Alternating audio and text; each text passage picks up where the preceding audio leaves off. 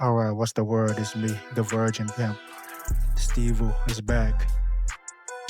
Now we're gonna be reacting to a video on Darwin's natural evil problem and why he doesn't respect the Christian God or couldn't believe him because of this.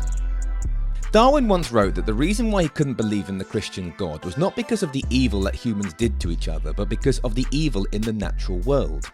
He couldn't believe that there was an all-loving divine hand steering a world that allowed such unthinking cruelty. Darwin's example was to look at wasps. There is a certain type of wasp which will lay its eggs in a host such as a caterpillar, and when these eggs hatch they will feast on the caterpillar just enough so that they do not kill the caterpillar, because a good parasite does not kill its host.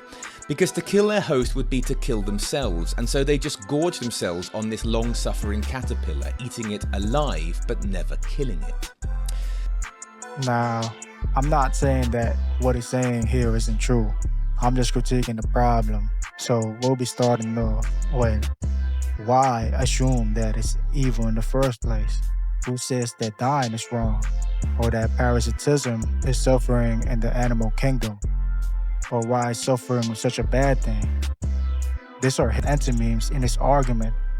So what possibly happened is that he went along with his assumption that to even prove that God allows evil within animals, he would need to take these arguments at face value.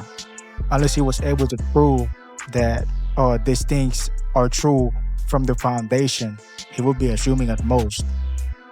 The problem is that these things will be circular reasoning. An example would be like proving logic exists because you deemed it logical. The same way he thinks it's evil because he thought parasitism is suffering. But why is parasitism suffering initially? You're already assuming that human morality applies to animals.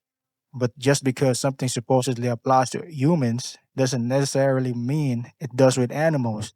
Making that claim would be, I assume, what's a logical inference from him. But that doesn't automatically mean it's a truth, unless you can prove that it is. The problem of evil is a classic problem for anyone who wants to believe in an all-loving, all-powerful God. The classic solution is to say that evil is the price we must pay for free will. We can choose, and we often choose the wrong path.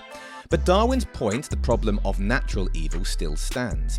He asks why the world has been created to not only allow but to reward such incredible suffering. Because after all, the wasp will grow up and carry on being a parasitic wasp.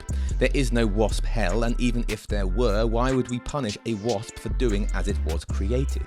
Why would it be cruel for animals? Who says it's a punishment for them? You don't know what's going on in the host's mind. Even if you base it on brain chemistry during pain, you would still be making an assumption that the animal is experiencing harm, when in reality, the opposite could be true. Same way humans presumably gain pleasure from pain. So, like I said, I'm not saying that what he's saying wasn't true.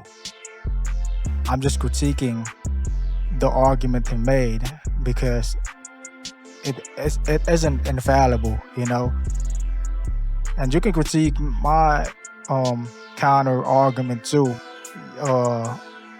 We can't really prove what's going on in these animals' minds, and if we were able to, who says that there's nothing left to doubt?